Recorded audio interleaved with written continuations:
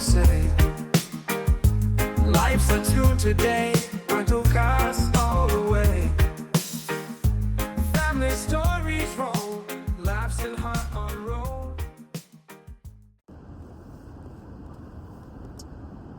Hello friends, it is August 24th, 2025. This is Brentocast episode number 72. And as you can see and hear, this is an on-the-road episode. Why is it on the road?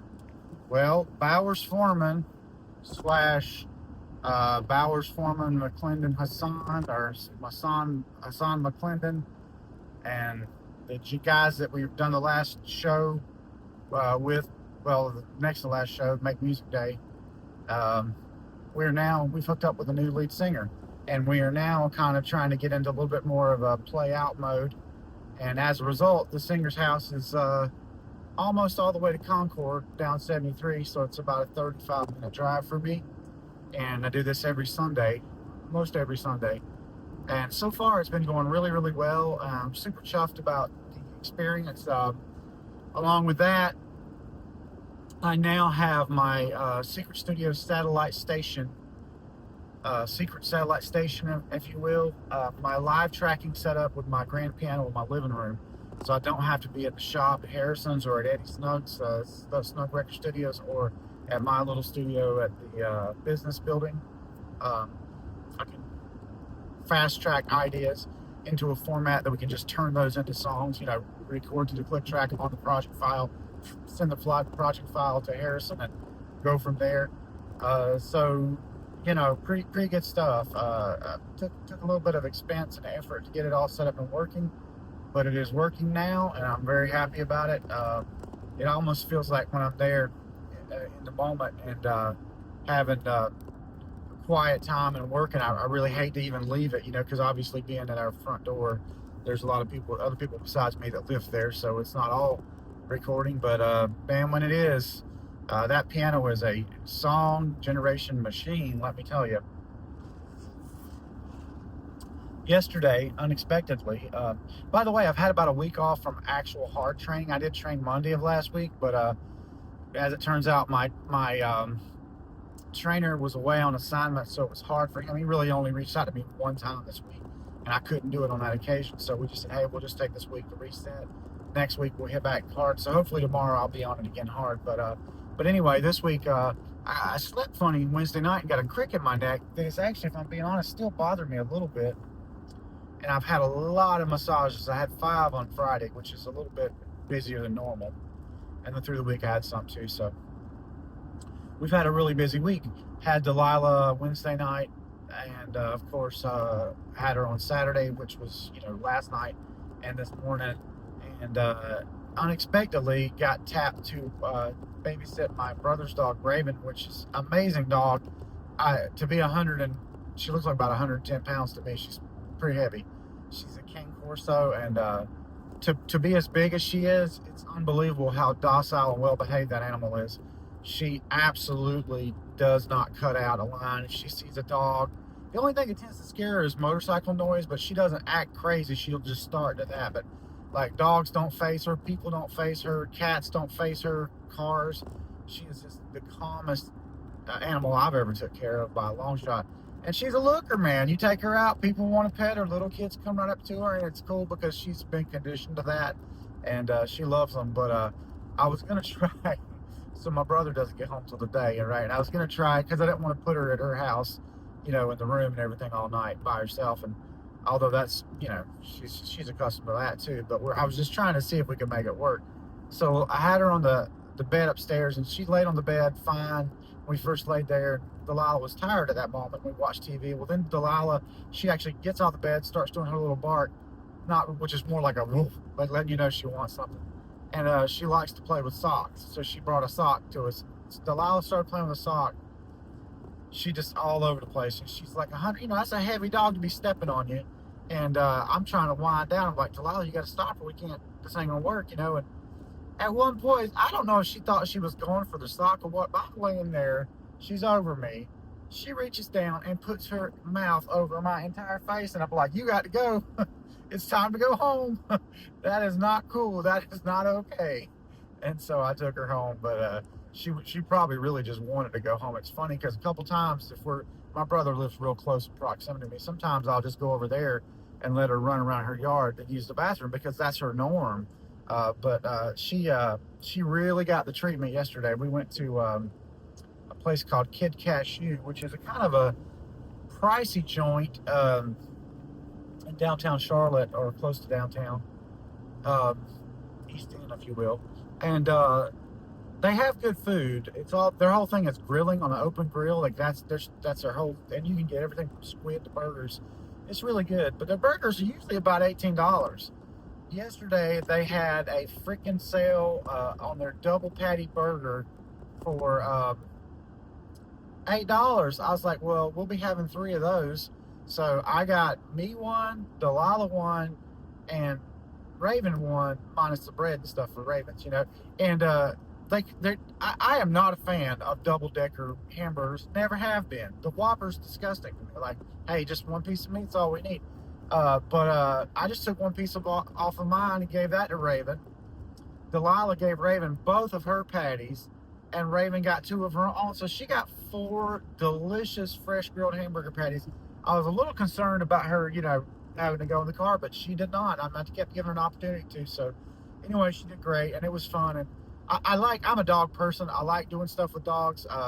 Other than when they got to calm down and it's time to go to bed, and other than the fact that my dog Cooper will absolutely not tolerate another big dog, apart from his girlfriend, Mama Dog out there. But like, he come over to her, you know, right away in that low crouch, and he starts making that guttural growl.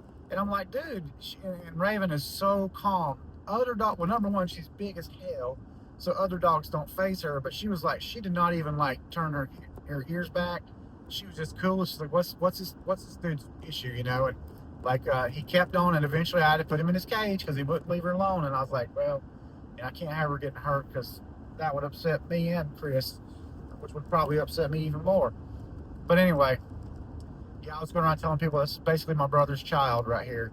And everywhere you go, hey, that's a good-looking dog. That's a beautiful dog. She is. But you know, this is an uncommon breed around here. I mean, you see them, but you don't see them much. And researching the Cane Corso, some people call it Cane Corso. I think it's pronounced Cane Corso, but you know, tomato. They've been around in Italy for 2,000 years, and they're valued for their fierce protective nature and loyalty. And I get that. Like, she just has a soft spot for all kids. The average person, I don't know. I've never witnessed her, you know, acting suspicious around, you know, or acting like she didn't trust a person. But then again, I don't have sketchy people around me, so I don't know if Chris might have experienced this or some others. But like, to me, it's like she is so open to people. Like, she might like pay them extra attention when they come up, or maybe woof if she's at the house or whatever. One time, they come up, they say, "Hey, puppy," and it's like she just trusts them immediately, which is maybe not the greatest trait, but like she seems really comfortable with new people, and it's because people are always coming up asking to pet her, and I always say sure.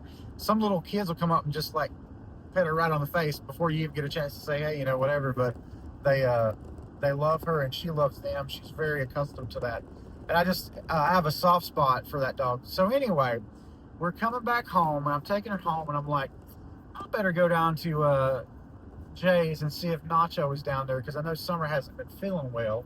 And since we had Delilah, I thought I could see her let Nacho out, not getting it back up before Jay's opens.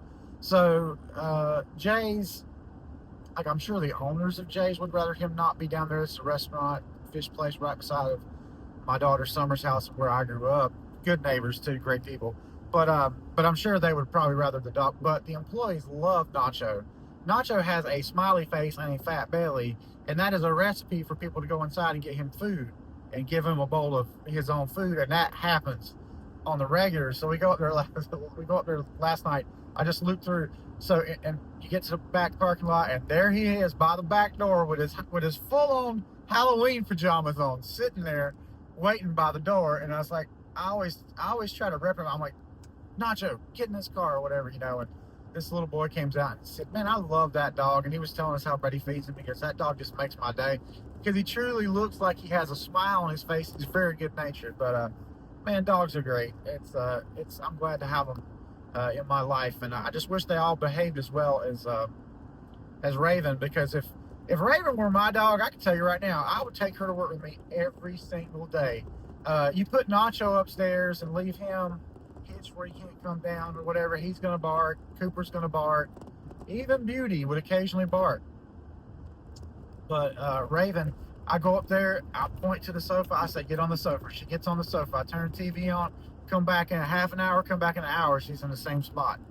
Now, I know my brother tells me, and I've seen the results, that she is prone to chew things when she gets bored or frustrated, which she gets the grand treatment with me, so I've never witnessed that. But if my dog were like that, he would go to work for me every day. He would ride with me every day because, man, just dogs de-stress people. I think when you pet a dog, it does as much or more for you than it actually does the dog, because I think serotonin and feel-good hormones are released and ultimately just calm us, lower our heart rate, and everything else. But I mean, I have a similar feeling about music too. So what do I know, people? Apparently, if you're nervous and you put your foot in put your face in a bowl of cold water and hold it for like 10 seconds, that dramatically lowers your stress response and your heart rate. So good to know. But yeah, we're barreling on toward our new singers.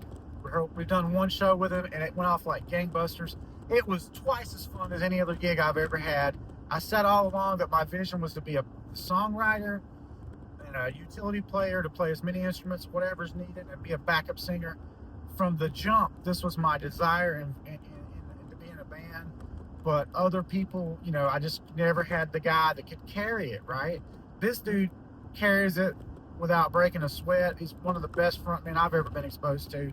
And I'm just real excited about the idea of working up songs with him. And I mean, to be honest with you, like I would even play just exclusively covers just to get, to level up the band. I mean, my focus is always going to be on original music, but I mean, recording original music sort of is the thing, and releasing that sort of is the thing. Having great studio experiences like at Snug Records with Eddie and even at Harrison's place and home, that's a big deal.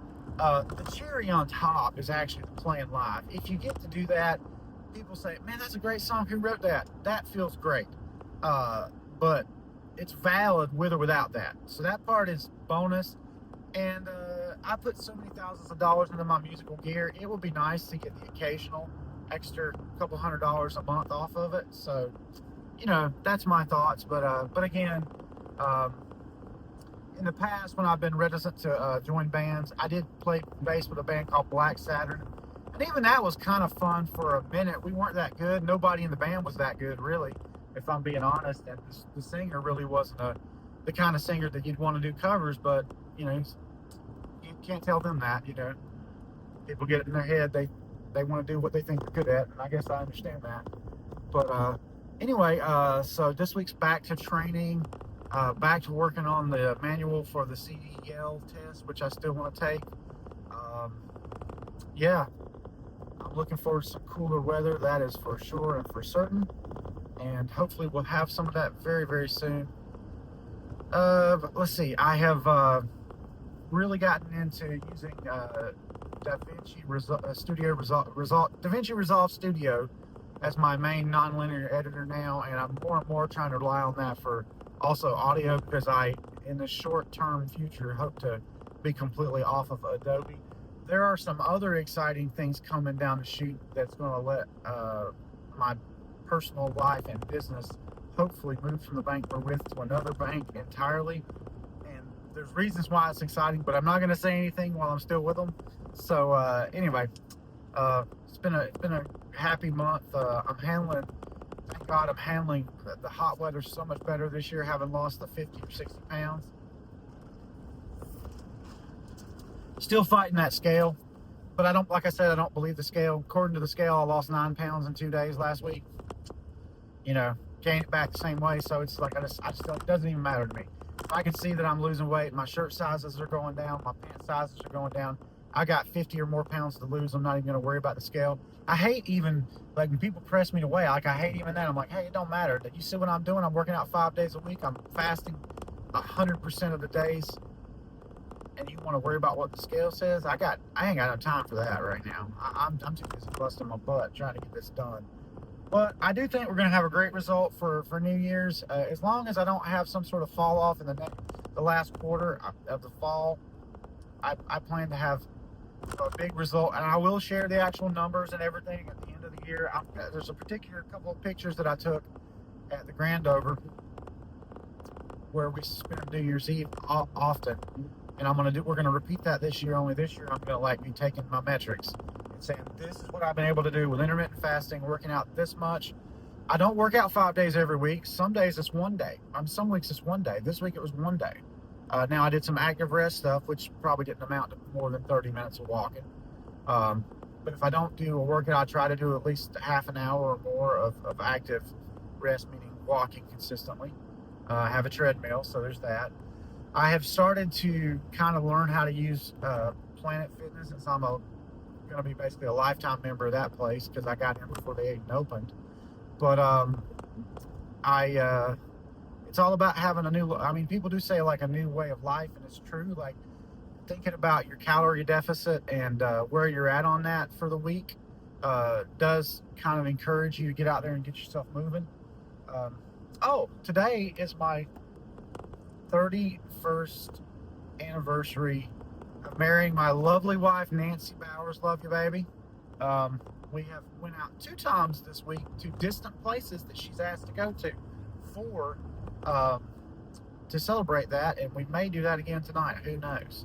I got to get my little stuff that I'm going to get her, because she gave me her little presents 2 days early.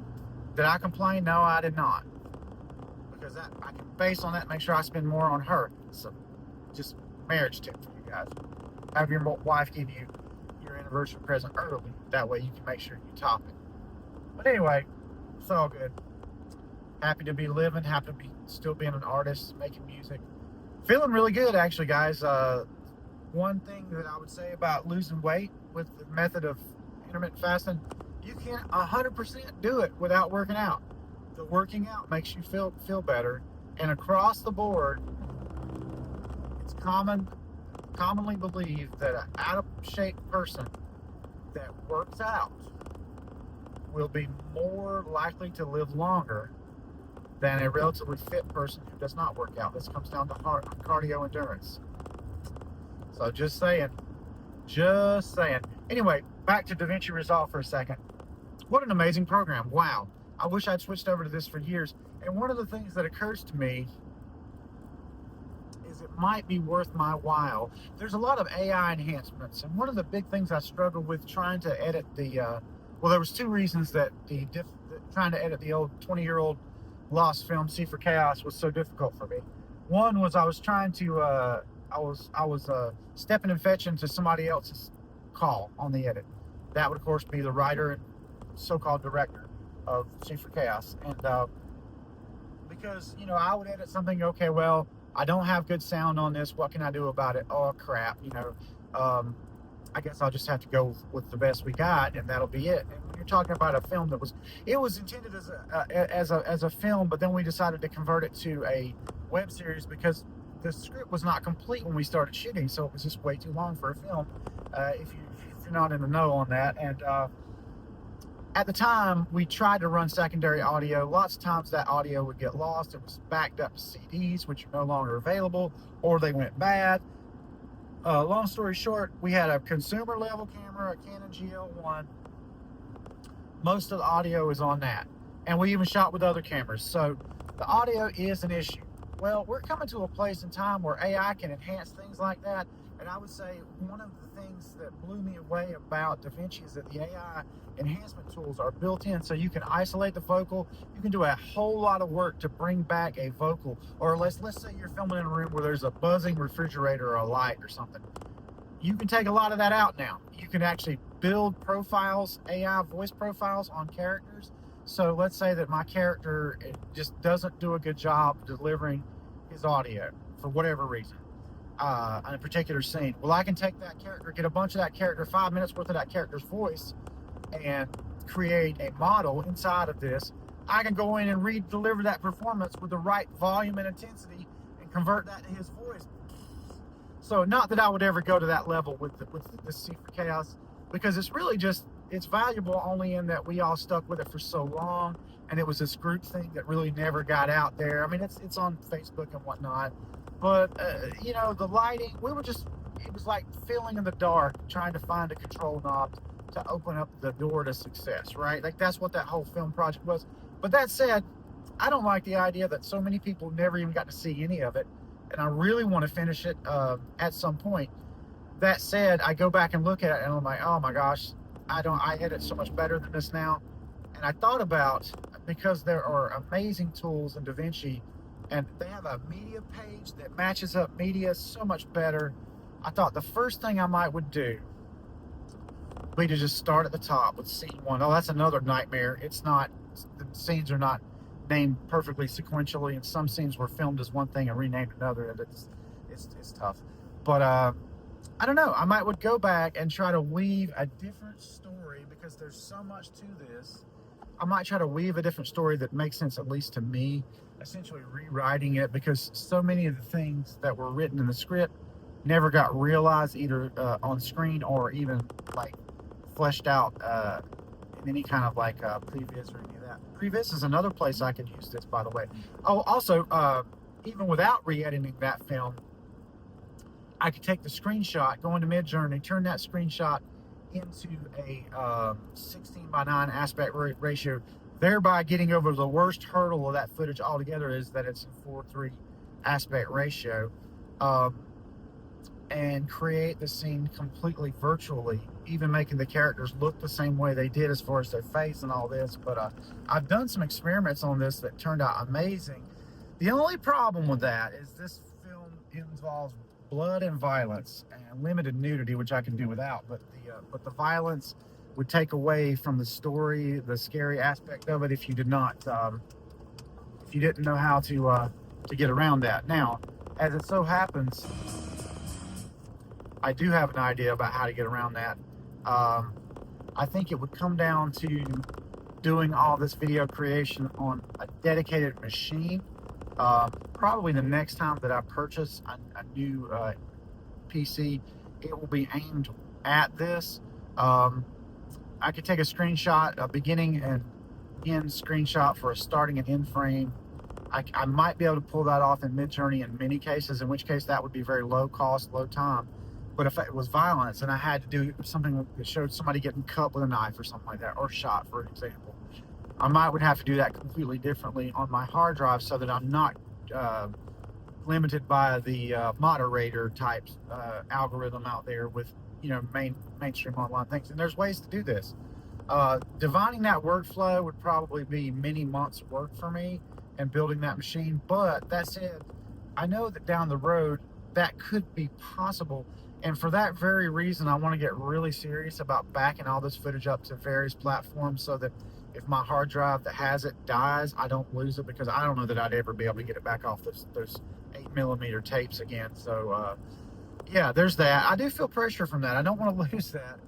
That movie is, we shot that 22 years ago as of right now, and I am almost certain within the next 10 years the technology will exist at virtually little to no cost to be able to turn that into a film that will be, you know, accepted by modern standards, you know, if I want to. The problem is, you know, my creativity is like light hitting a prism, just shoots off in every direction. No, it doesn't make cute rainbows, but it does get very diversified at times, and that's sort of why it's important to keep this footage in a state that I can access it.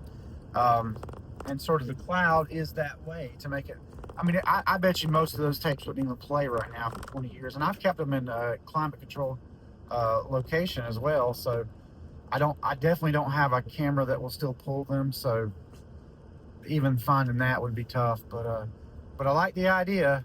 And a thing that I did not do before, I was trying to back up each tape, and you're limited in the number of videos you can update, even with a verified channel. And I thought, you know what? Next time what I'll do is I'll just use DaVinci to improve the audio across the board, sweeten the audio across the board, and render every single take of a scene as a single video, and then upload that when I can. Some of them are going to be too long, but others won't be. So That will be the plan, Stan.